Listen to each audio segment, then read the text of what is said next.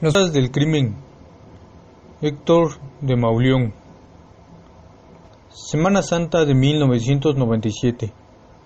En la cabina de radio del programa Para Empezar, el periodista Pedro Ferriz de Con recibe un aviso de su equipo de producción. En el teléfono está un hombre que dice ser Amado Carrillo, el Señor de los Cielos, líder del cartel de Juárez, que si no te pasamos el teléfono ya sabe quiénes somos y nos va a matar. Esto lo declara Ferriz de Con a una agencia del Ministerio Público a la que acude voluntariamente. Su declaración es parte del volumen en el que el cuarto y último fiscal del caso Colosio, Luis Raúl González Pérez, despeja versiones y testimonios desaforados que nadie ha investigado con seriedad hasta aquel momento. Según su propia versión, Ferriz toma el teléfono del estudio donde transmite, aprovechando que el noticiario ha entrado en una pausa comercial. Dice escuchar del otro lado de la línea la voz de un hombre muy impositivo, muy amenazante, muy seguro de sí mismo, que habla como si estuviera tomado. Soy Amado Carrillo Fuentes. ¿Me conoces? Estoy seguro de que me conoces. Soy el Señor de los Cielos. Perdóname, responde Ferriz de Con. No puedo perder el tiempo. Ni siquiera sé si de verdad eres Amado Carrillo o no. Ah, ¿quieres que te demuestre que soy Amado Carrillo? Pues yo creo que de entrada, ¿no? Tu esposa se llama Amor. Ferriz guarda silencio. El otro continúa. No te hagas pendejo. Bien sabes que tu esposa se llama Dor, no Mor. La que es Mor es tu secretaria. Tu esposa Dor está en Houston, en el Hotel Marriott, con tus hijas Dor y Niña. Tienes un Crown Victoria azul, blindado tipo 5, y solo quiero recordarte que en algún momento te bajarás de él, lo que te hace vulnerable. Y te advierto desde este momento que si me grabas esta conversación te mato. Siguieron, según Ferriz, 50 minutos muy extraños. El periodista dejaba la bocina de vez en cuando para leer o comentar noticias. Eran las 19:15, se desarrollaba la tercera emisión de Para Empezar. Cuando eso ocurría, el presunto Amado Carrillo le gritaba desesperado que tomara la bocina y atendiera lo que tenía que decir. Lo que tenía que decir es que estaba borracho y que desde hacía tiempo permanecía en ese estado desde la comida hasta el día siguiente. Lo que tenía que decir era que ya habían dado la orden de detenerlo, porque él era el regalo que el gobierno de Zedillo le iba a dar al presidente Clinton durante su visita a México, mayo de 1997. Estaban pisando los talones. Según Ferriz, el supuesto capo le habló de Salinas como el visionario más grande que hemos tenido en México, del general Gutiérrez Rebollo, su empleado, como solo uno de los muchos generales que tenía su cadena operativa. Ferriz de Con le dijo que siempre había querido saber, como periodista, quién era el asesino intelectual de Luis Donaldo Colosio. Hubo un ingrediente del narcotráfico, afirma el periodista que respondió Carrillo, pero también debes estar consciente y no perder de vista el nombre del político al que en México le debes tener más miedo. Se llama Luis Echeverría y su grupo sigue teniendo mucha injerencia en lo que pasa en este país. No lo mataron porque quisieran evitar con esto que él llegara a la presidencia de la República, más bien lo hicieron por un ajuste de cuentas. Él afectó muchos intereses de Echeverría, que desvió a su favor y se la cobraron. Más que un crimen político, fue una venganza política. Diga, pregunta el agente del Ministerio Público a Ferriz, si el que dijo ser Amado Carrillo le refirió aspectos específicos sobre la planeación del asesinato del licenciado Colosio. Me hizo sentir que él era ajeno, respondió Ferriz, pero no desconocía quién había sido. Yo le traté de sacar nombres, él no caía. Más que receptor de preguntas, era emisor de afirmaciones.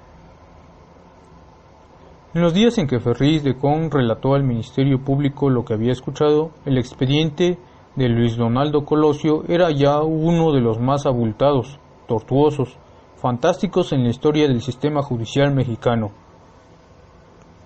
Unas 1.200 declaraciones, 27 líneas de investigación, más de 300 sospechas, miles y miles de fojas producidas diariamente por un equipo de alrededor de 100 peritos, policías judiciales y agentes del Ministerio Público. Cientos de personas se habían acercado a la subprocuraduría encargada del caso para proporcionar nombres, pistas, datos, fragmentos de conversaciones que, según ellas, podrían ayudar en el esclarecimiento del magnicidio ocurrido el 23 de marzo de 1994 en la colonia Lomas Taurinas de Tijuana, la tarde en que Mario Aburto acribilló a Colosio. Prácticamente desde que la Fiscalía fue constituida, llegaron a sus oficinas toda suerte de anónimos y documentos de este tipo. A quien corresponda. Quiero decir que yo soy la persona que me contrataron para matar a Mario Aburto después de que él hiciera su parte. A mí me ofrecieron 250,000 pesos. La persona que tuve contacto fue el licenciado Mario Cruz, y fue el que me dio un sobre con las indicaciones y cómo me iban a pagar. También me dio un rifle .30-06 con lente, pero dadas las circunstancias no lo pude hacer. Todo fue tan rápido. Yo me tuve que ir de California porque me querían matar. El licenciado Mario Cruz, no sé el segundo apellido, oía hablar de un profesor como 3 veces, Javier Lechuga. Las 2 personas viven al parecer en San Luis Potosí. Necesito protección y estoy dispuesto a entregarme siempre y cuando tenga protección y declarar y probar lo que he dicho. Una persona arrepentida. El archivo del caso contiene más historias que las 1001 noches. En el aeropuerto de Ensenada, un hombre había escuchado, la mañana del atentado, que 2 personas sentadas a su espalda y a quienes no reconoció habían comentado: lo de Colosio ya está hecho, ya quedó arreglado, ahora sí se lo va a llevar la chingada. Un día antes del magnicidio, en la central telefónica de una estación de autobuses de Culiacán, se oyó decir a un hombre de aspecto patibulario: aquí se nos escapó el hijo de su chingada madre, pero allá sí lo vamos a matar. Colosio había estado aquel día en Culiacán. Una mujer informó que antes del mitin en Lomas Taurinas había visto a Mario Aburto con un grupo de sujetos a quienes dijo: vamos a hacerlo de una vez, porque si no es ahora ya nunca lo haremos. Otra mujer sostuvo que en una de las giras oyó que un miembro del equipo de seguridad de Colosio, supuestamente Tranquilino Sánchez Venegas, le informaba a un joven de lentes oscuros: aquí no se va a poder, va a tener que ser más adelante. Unas señoras comentaron que en una ocasión, estando en casa de Raúl Salinas, entró con mucha familiaridad el general Domiro García Reyes y dijo: los zapatistas los teníamos controlados y se nos adelantaron. A Ruiz Massieu lo vamos a quitar de un momento a otro y Luis Donaldo no llegará. Un policía preventivo declaró que un compañero de preparatoria le había dicho a su cuñado de 16 años de edad que Manuel Camacho Solís acababa de estar en su casa, pues tenía relaciones con su mamá y había anunciado: van a matar a Colosio. Una persona que vivía en Estados Unidos aseguró que se hallaba en poder de un audiocassette que tenía grabada una conversación entre Bill Clinton y Carlos Salinas. Según el informante, en esa charla el presidente mexicano advertía que Colosio acostumbraba a defender tesis latinoamericanas y Clinton le ordenaba que entonces declinara a su candidato, ya que no permitiría que Colosio cumpliera su cometido. Para el envío del audiocassette, el informante solicitaba un depósito de 10,000 pesos. Cuando las autoridades lograron localizarlo, lo que exhibió fue una cinta de música de la banda Santa Cruz que contenía una canción sobre la muerte de Colosio. Un hombre que dijo hacer labores de seguimiento de políticos sonorenses para un tal licenciado Luna de la Secretaría de Gobernación, relató que su jefe lo envió a una suite del Hotel Casablanca de la Ciudad de México para que tomara el recado de unas llamadas telefónicas que esperaba y que mientras hacía del baño habían entrado a la habitación un capitán, varios dirigentes del PARM y Carlos Jan González, quienes se pusieron a platicar sobre la campaña del licenciado Colosio, que estaba bastante agresiva en ese momento. El informante aseguró que desde el baño había oído que Jan González decía: «Nos lo vamos a tronar, ya tengo todo, la gente que se va a ir a Tijuana», y ordenaba al capitán que le consiguiera la agenda de giras del licenciado Colosio. El declarante negó más tarde haber oído nada y aseguró que se había enterado de la conversación por unos compañeros. No pudo dar el nombre del licenciado Luna y terminó por aceptar que en realidad no lo había visto nunca.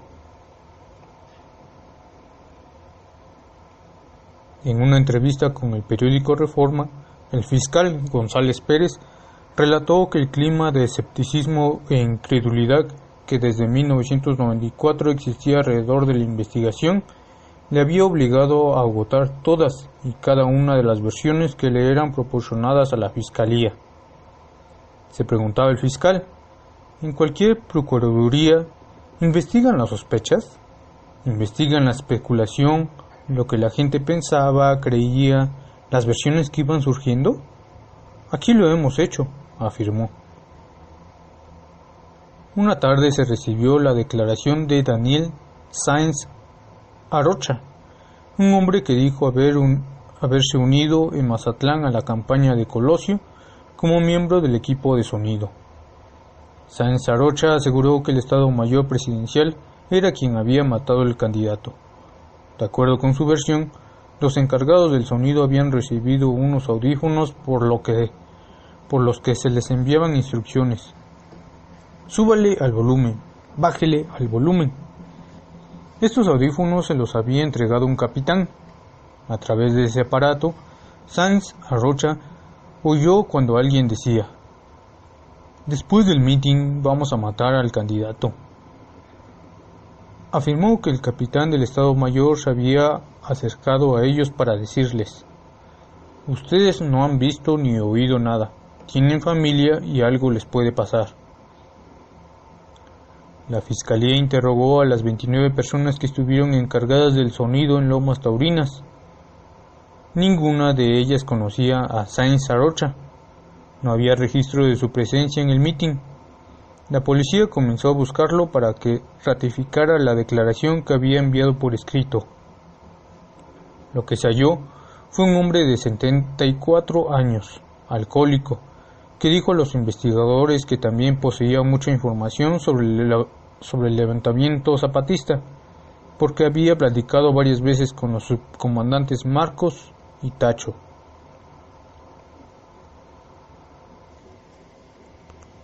En el tomo 9 del expediente sobre el caso yace la declaración del guatemalteco Mamerto Peralta González, quien informó a la Fiscalía que el 10 de marzo de 1993, mientras se hallaba secuestrado por un grupo guerrillero en el estado de Chiapas, vio que un sujeto al que llamaban Comandante Germán ofrecía a sus secuestradores $10 millones que pagaba el presidente Carlos por eliminar a Colosio, ya que este último no quería traficar drogas en el grupo. Según la versión del guatemalteco, los guerrilleros rehusaron la oferta y el comandante Germán respondió que estaba bien, que se iba a mover por otro lado.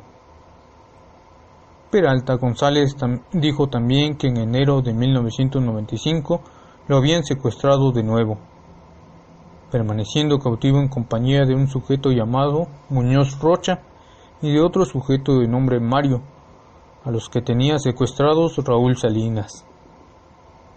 El expediente informa que una tarde el guatemalteco se presentó intempestivamente en las oficinas de la Subprocuraduría para cobrar la recompensa por sus informes.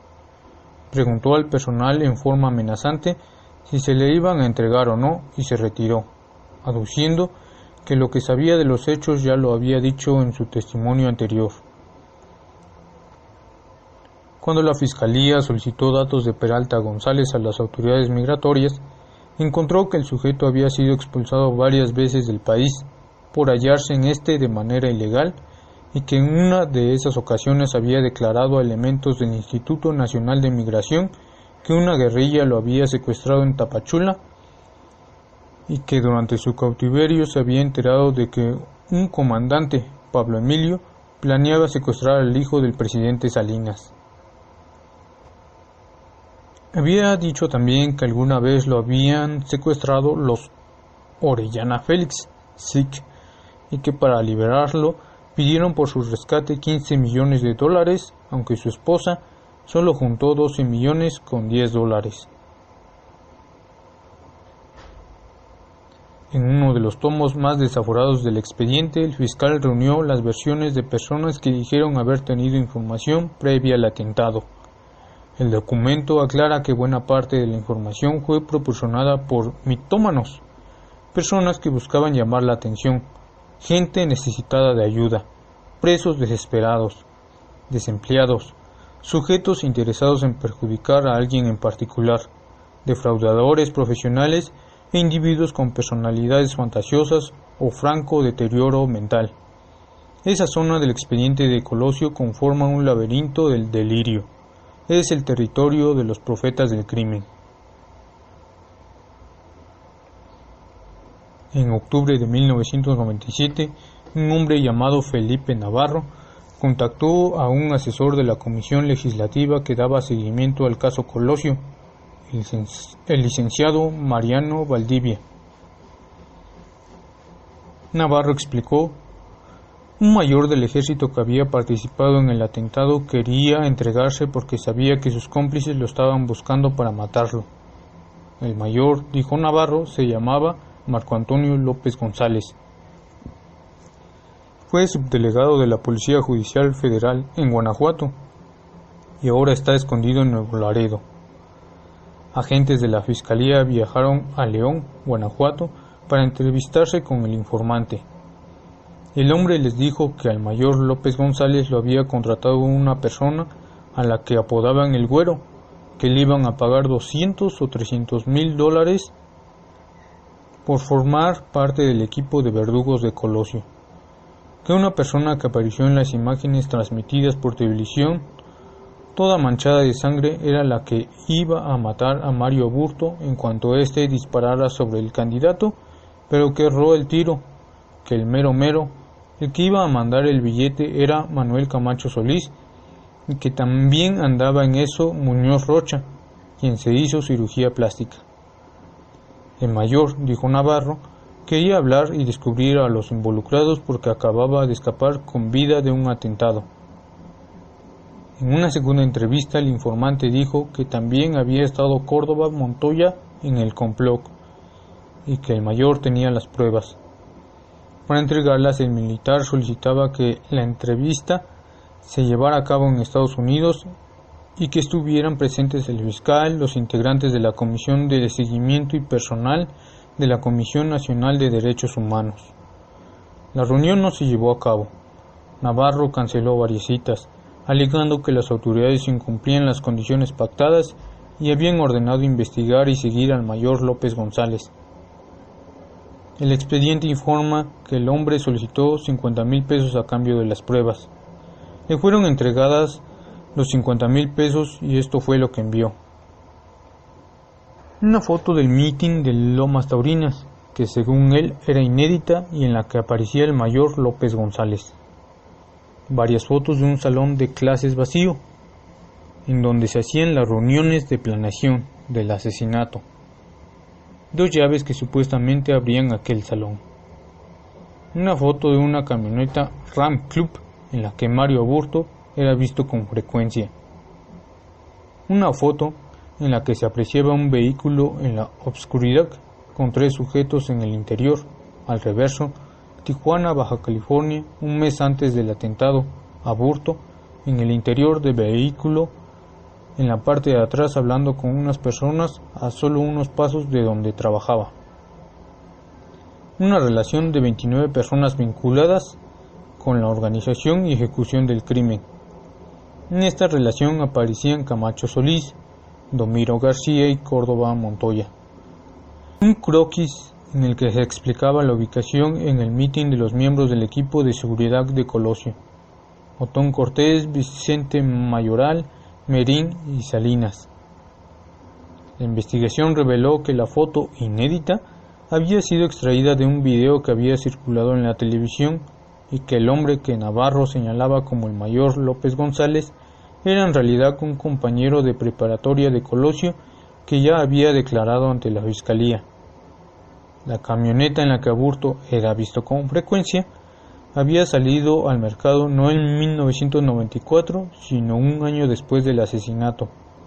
Por lo demás, la lista de supuestas personas vinculadas con el atentado no contenía otra cosa que los mismos nombres que los medios de comunicación habían difundido luego del homicidio.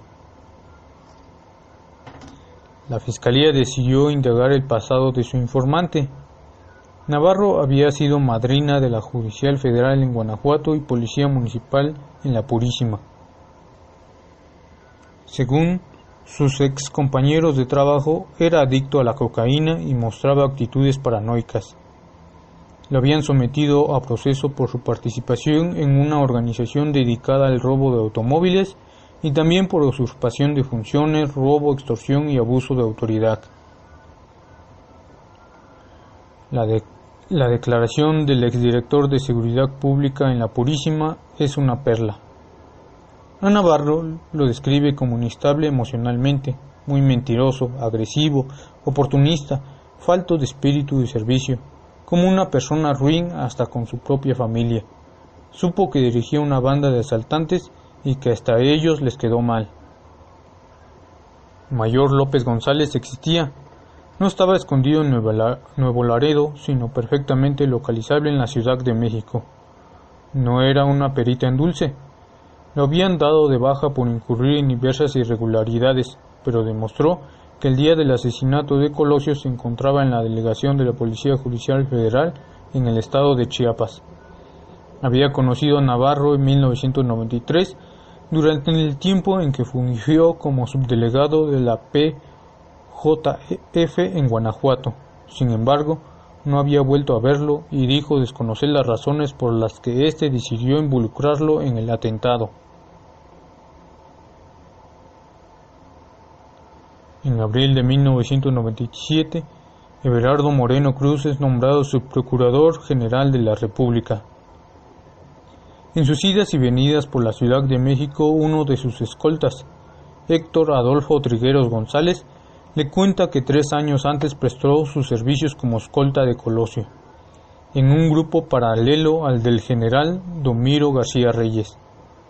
Aquel grupo, dice Trigueros, estuvo comandado por el coronel Pedro Chávez Sánchez. El subprocurador escucha la historia del ayudante con atención. Trigueros le dice que como escolta de Colosio acudió a Los Pinos entre el 10 y el 20 de enero de 1994 y presenció un pleito entre altas personalidades del grupo salinista. Al esperar donde se estacionan los vehículos salieron Justo Ceja, José Córdoba Montoya y Luis Donaldo Colosio, señalando el último de manera álgida: las cosas no deben de ser así, no deben de ser así, refiriendo a su vez Justo Ceja. Así tiene que ser, y al parecer José Córdoba también manoteando. Según Trigueros, atrás del grupo habían salido Manuel Camacho y Carlos Salinas de Gortari, quien dijo: así se hará, y anunció a Colosio: te vas a arrepentir. Agregó que los escoltas que esperaban en el estacionamiento, Gerardo Almaraz, Raúl González, José Francisco Larrazolo y el propio Trigueros, no supieron el motivo de la discusión y que su jefe, el coronel Pedro Chávez, les ordenó que abordaran los vehículos y subieran las ventanillas para no escuchar más. Pero tal vez la discusión la escuchó el chofer del vehículo. Dijo: el día de la bandera, agregó el escolta, durante la ceremonia realizada en el Zócalo, agentes de la Policía Militar o del Estado Mayor Presidencial detuvieron a los elementos del grupo paralelo que habían presenciado el pleito y los llevaron al campo militar para torturarlos y saber qué habían oído el día en que estuvieron en Los Pinos. Le dijo Trigueros al subprocurador. Después mataron al coronel en la carretera México-Veracruz y los otros también han muerto. Agregó por último que cuando vio a Diana Laura Riojas a finales de abril para darle el pésame, ella le preguntó que cómo le había ido de comisión, pues esa explicación le habían dado respecto a su repentina desaparición. Everardo Moreno hizo del conocimiento de la Fiscalía la versión del escolta. El escolta reiteró lo que había contado el subprocurador. Se comenzó a investigar la existencia de un grupo paralelo. Entre los cercanos a Colosio nadie había oído hablar de este. El chofer del candidato no había conocido ni a Trigueros ni al coronel Pedro Chávez ni a ninguna de las personas mencionadas por el escolta. No había más responsable de la seguridad que el general Domiro. Se revisó la libreta de la caseta de vigilancia del condominio donde había vivido el matrimonio Colosio, en la que se detallaban los movimientos de entrada y salida. No existía registro de que Trigueros hubiera visitado aquel sitio para darle el pésame a Diana Laura Riojas. El escolta fue advertido de las penas en que incurren los falsos declarantes. Se le sometió a un nuevo interrogatorio. Confesó a regañadientes: platiqué con el subprocurador eximiéndome, ya que lo que dije es falso. No sé por qué razón se lo dije, pero lo hice sin medir las consecuencias. De acuerdo con la Fiscalía Especial, de las versiones investigadas, solo en 6 casos hubo indicios suficientes para considerar que el declarante pudo escuchar, antes de que ocurriera, algún comentario relacionado con el homicidio de Colosio. Las investigaciones probaron, sin embargo, que dichos comentarios fueron distorsionados o magnificados con el tiempo, que eran de interpretación equívoca, o que no tenía mayor fundamento que la especulación o el protagonismo de quien en su momento lo omitió. De entre esos 6 casos no hay historia más inquietante y misteriosa que la de Antonio Garate. El 11 de julio de 1995, el Financiero publicó una nota que informaba que 2 meses antes del magnicidio, la DEA había avisado a autoridades mexicanas que algo grande se preparaba contra Colosio cuando estuviera en Baja California o Sonora. Un veterano de la agencia, Antonio Garate Bustamante, que en otro tiempo había operado el secuestro en territorio mexicano del médico Humberto Álvarez Machain, a fin de que éste rindiera cuentas ante la justicia estadounidense por el asesinato del agente Enrique Camarena, declaraba en entrevista: yo pensé en algún francotirador y sobre todo en la colocación de un carro bomba. Por ahí creímos entonces que podía agredirse a Colosio.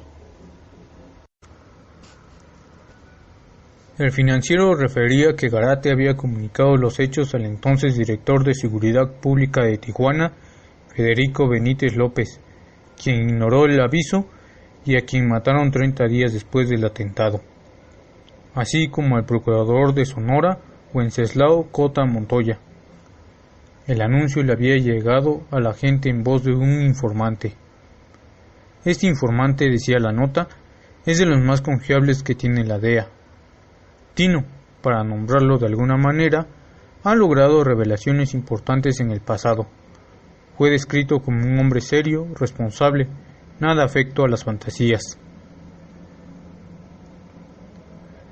Meses antes de que se publicara esta explosiva entrevista, 6 meses antes para ser exactos, Garate había enviado al entonces fiscal del caso, Pablo Chapa Pesanilla, un sobre con varios recortes periodísticos sobre el asesinato de Colosio y un audiocassette en el que se oía una conversación telefónica que el propio agente de la DEA había sostenido el 16 de enero de 1995 con el procurador Cota Montoya.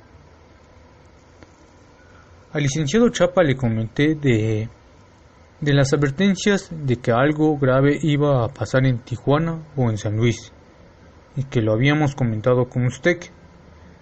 Y otra cosa que le manifesté al licenciado fue que nosotros teníamos conocimiento sin ninguna exactitud.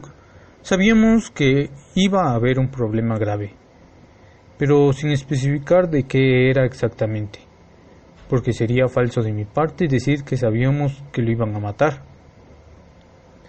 Pensábamos que era un carro bomba, que esto, que lo otro. Había varias teorías y desgraciadamente no pudimos profundizar, porque yo pienso que ese grupo lo estuvo diciendo pero dentro de su mismo círculo. Y ahí tocó la coincidencia de que Tino, la persona que me dijo a mí, llegara a oídos de él. Entonces llegó a oídos de él. Deben otras personas que ahorita están miedosas de ser inmiscuidas en un asunto tan grande como este. Tiene miedo, pero hay manera de hacerlos, inclusive que ellos vengan a nosotros. Hay maneras, pero pues eso será cuestión de ellos. La Fiscalía Especial le pidió que profundizara en su versión y el agente entregó un audiocassette grabado en agosto de 1995 en el que, de propia voz, dirigía un mensaje al entonces Procurador General de la República, Antonio Lozano Gracia. Señor, por mera casualidad, realmente nuestra participación en esto empezó por una chiripa, como decimos nosotros. Una verdadera casualidad que se inició el mes de enero de 1994, cuando nos entrevistamos con un informante que llamaremos Tino, en la ciudad de San Isidro, California, para ser precisos en el restaurante McDonald's. Nosotros esperábamos alguna información respecto al tráfico de drogas, pero nos sorprendió sobremanera que Tino nos hablara de un pedo gordo, así lo dijo, que le iban a armar al licenciado Luis Donaldo Colosio durante su visita de campaña a la ciudad de Tijuana o a la ciudad de San Luis Río Colorado o a Nogales. Tino es una persona que la información que nos ha proporcionado en el pasado ha sido veraz. No lo consideramos una persona fantasiosa o alarmista. Nos dijo que era un grupo de locos. Así lo describió, de la maquila, y nos dijo que le iban a ocasionar un problema grande. Él lo dijo en varias formas, le iban a armar un broncón, le iban a hacer un pedo gordo. Entonces nosotros, convencidos de la veracidad de la información que nos estaba proporcionando Tino, a título personal, señor, le informamos esto al licenciado Benítez, en aquel entonces jefe de la Policía Municipal. El señor nos trató de manera altanera, grosera, inclusive podría llamarlo así, y no soy una persona que me ofendo fácilmente, y nos dijo que él no tenía por qué recibir esa información, ya que el candidato tenía su propia seguridad, que nos dirigiéramos al Estado Mayor Presidencial. Obviamente, sí nos comunicamos con ellos, al decirles quién era yo, con la mala reputación que me creó ante el pueblo de México el asunto del doctor Humberto Álvarez Machain, al cual no me arrepiento de haberlo traído y que cuando menos abonó algo de lo que le hizo a Enrique Camarena, señor. Nosotros informamos también de esto al entonces Procurador de Justicia de Sonora, al licenciado Wenceslao Cota. Él mostró verdadero interés en saber un poco más y prometió que lo haría saber a su superior, obviamente al licenciado Beltrones, gobernador actual de Sonora. Se le recomendaron algunas cosas. Temimos que pudiera ser un coche bomba. No sabía qué era exactamente lo que iba a pasar. Sabíamos que iba a pasar algo, pero no sabíamos la magnitud del problema y sugerimos algunas medidas de seguridad. También nos entrevistamos telefónicamente a través del señor Jim Price, un buen amigo que es representante de seguros en Nogales, con el señor Julio Castro, en ese momento subdirector de Seguridad Pública de Nogales. Con él sí pudimos desplayarnos y decirles de lo que estaba sucediendo, y también nuevamente sugerimos algunas medidas de seguridad contra atentados de tipo dinamitero. El fiscal Luis Raúl González Pérez asienta en el informe del caso que no fue sino hasta el 4 de enero de 1997 cuando la Fiscalía a su cargo logró sostener en Los Ángeles una entrevista con Garate Bustamante. Para entonces, este se hallaba en un retiro. Una nota de prensa dice que se jubiló 6 meses antes del asesinato de Colosio, después de 3 décadas de servicio. El exagente explicó que se había enterado de todo por casualidad, no porque anduviera investigando. Relató que Tino lo único que dijo es: «Oye, lo van a matar». Me lo dijo en otras palabras, pero básicamente es lo que me dijo. Y reiteró que le había advertido al procurador de Sonora lo que iba a ocurrir, cuando menos unas 8 veces, y que había hablado también con el director de Policía y Tránsito, Julio Castro, quien para entonces había muerto del corazón. Informó que su grupo estaba ofreciendo 100 millones por la verdad histórica y que estaba recibiendo mucha información. ¿Usted lo financia personalmente?, le preguntaron. Sí, los gastos de eso yo lo financio. Del señor Julio Castro que usted menciona, con él, ¿qué platicó usted? De que tuviera cuidado porque la información que yo tenía era que si no era en Tijuana iba a ser en San Luis o en Nogales. ¿Un atentado? Sí, le dije, ten cuidado con los francotiradores. Sobre este señor Tino, ¿de qué información dispone? Bueno, él me dijo que cuando había hablado con el que le decían el Paisa, Mario Aburto le decía Paisa, no era apodo, ha de haber sido paisano de Michoacán porque nadie más le decía así.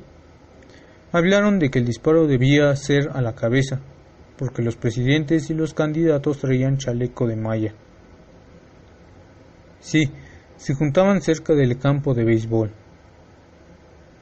Tino, tengo 1 mes y medio que no me veo con él porque constantemente me estaba pidiendo diferentes cantidades y yo le estaba proporcionando para no perder el contacto con él, pero se le empezó a subir el humo a la cabeza. Entonces dejé de andar con él y ya después se calmó y mi idea es ir a Tijuana. Tiene cuentas pendientes aquí y localizarlo. Sé más o menos por dónde vive y a qué se dedica, y en Coahuila tengo conocidos que lo pueden localizar. ¿Cómo se llama? Se apellida Ceseño, Tino Ceseño. A él lo podemos localizar fácilmente. Me tomará 2 o 4 días. ¿Cuál es la hipótesis? ¿Qué pasó? Unos locos de las maquiladoras. Unos locos es una palabra común en la frontera tipo calo, es decir, unos chavalos.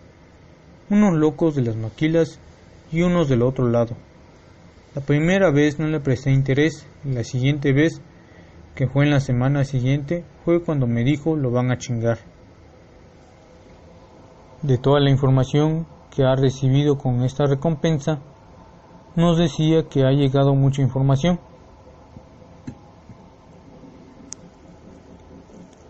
Bueno, hay que tomarlo como es y hay que darle el margen de credibilidad y de incredibilidad. Voy a aumentar la recompensa a $250,000. En un momento dado, lo tienta el diablo o en un momento de coraje agarra el teléfono y me dice: señor Garate, yo le voy a decir lo que pasó. Mire, para hacer esto tengo que ir a México. Si podrían darme la consideración con un papel. Si usted me dice que trabaje con Valencia, Antonio Valencia, el agente del Ministerio Público encargado de dar seguimiento a la versión, con él o con quien sea, usted tiene mi palabra. ¿Por qué no pedirle a Valencia que hiciera la investigación? Tino no conoce a Valencia. Entonces, a Tino, como no tiene a nadie, necesito buscarlo yo. No creo que para mí es cómodo ir a Tijuana porque soy muy conocido como agente de la DEA, Pero Tino no va a hablar con Valencia, no lo conoce. En eso necesito ir yo a Coahuila. No me ha quedado claro. ¿Qué es lo que sabe Tino? Tino vio a esas dos personas y a otra más que no conoció su nombre cuando estaban hablando de asesinar a Colosio y estaban discutiendo la forma de hacerlo. Que el disparo va a la cabeza. ¿Cómo le ha suministrado el dinero que le pide Tino? Me sale más caro que un hijo en la Universidad Iberoamericana. ¿Él ha venido por él? En ocasiones sí, pero tiene mucho miedo de venir por acá porque tiene cuenta pendiente. Yo le puse el nombre de Tino, que es un nombre clave. El ex procurador Cota Montoya fue citado de inmediato a comparecer.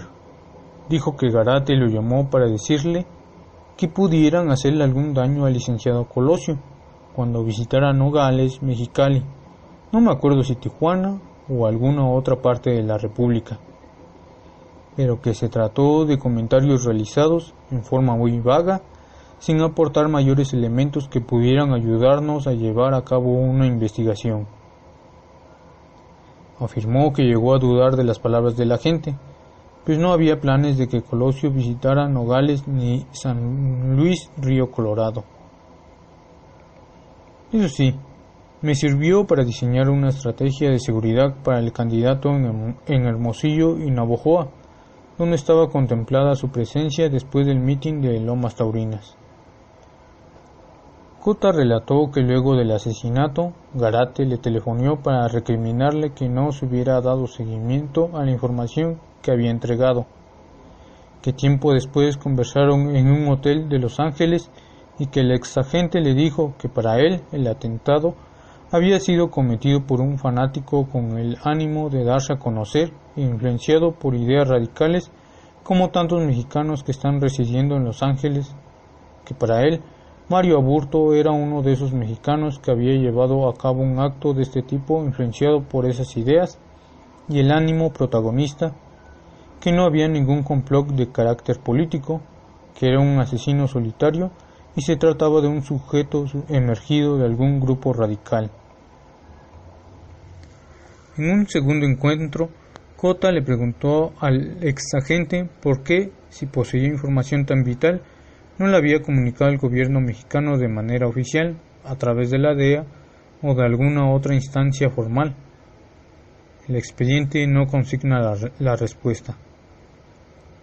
En el pasado de Gárate, interesado, según le dijo a Cota, en hallar la verdad material y lograr la detención de los responsables del atentado, había un paso por la jefatura de grupo de la Judicial del Estado en Baja California y otro por la Dirección Federal de Seguridad. Lo habían dado de baja en ambas corporaciones por nexos con narcotraficantes. Estaba al servicio de Ernesto Fonseca Carrillo, Don Neto. Durante un tiempo contrabandió armas y luego se dedicó a hacer trabajos sucios para la Agencia Antidrogas estadounidense. Aunque señalados medios de comunicación nacionales lo convirtieron en fuente regular de información, la DEA nunca lo reconoció como su agente. Era, más bien, un informante y un operador clandestino. En la grabación que envió al entonces procurador Lozano García, Antonio Gárate había hecho referencia a un buen amigo que es representante de seguros en Nogales.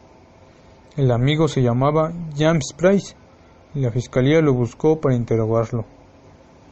Price confirmó todo lo que Gárate había señalado y reveló, da la impresión de que casi sin querer, que Tino, el misterioso informante del exagente, se llamaba Raúl Ceseña Mendoza.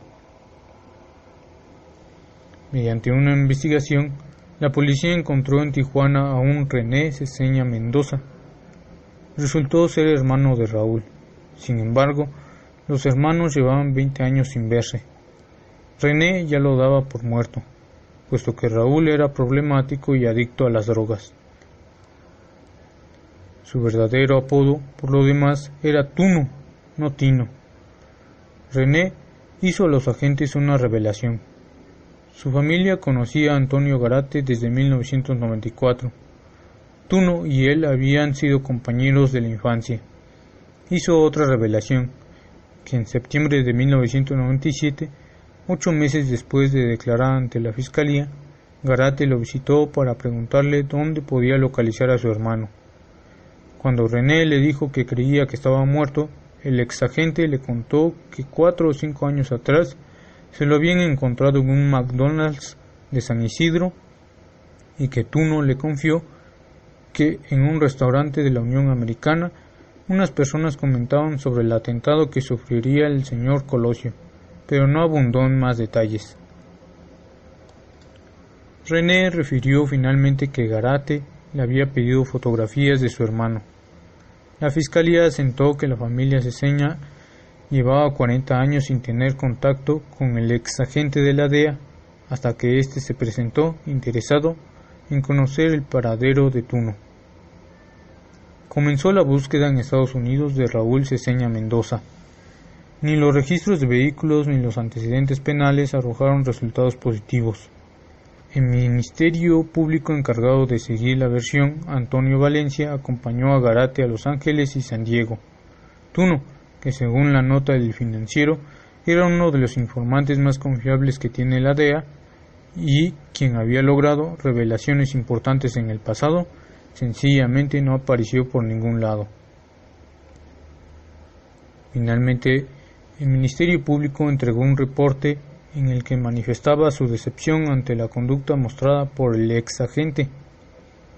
Entregó un cassette con varios recados telefónicos que me dejó Garate en mi domicilio y en donde me dice que el Tino fue localizado y que declaró ante la prensa. Y otro recado donde dice que me va a mandar unas grabaciones con lo declarado por el Tino. Me percaté de que todo era falso. Garate dice con seguridad haberme mandado la foto de Ceseña por DHL, lo cual también fue totalmente falso, ya que después, mucho después, me las envió por conducto de la Policía Judicial Federal. Todas y tantas mentiras es lo que me inquieta. Valencia admitió, sin embargo, que el misterioso informante de la DEA parecía verdaderamente empeñado en dar con el paradero del Tino. Así lo siguió llamando siempre. Al analizar las diversas declaraciones del exagente, la subprocuraduría concluyó que su versión fue evolucionando y transformándose con el tiempo.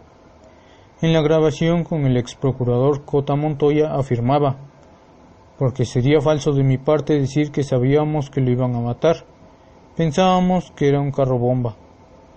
En la grabación dirigida a Lozano relató que Tino le indica que iban a armar un broncón, le iban a armar un pedo gordo. Temimos que pudiera ser un carro bomba. No sabía que era exactamente lo que iba a pasar. Sabíamos que iba a pasar algo, pero no sabíamos la magnitud del problema. En 1997 ya esperaba un francotirador.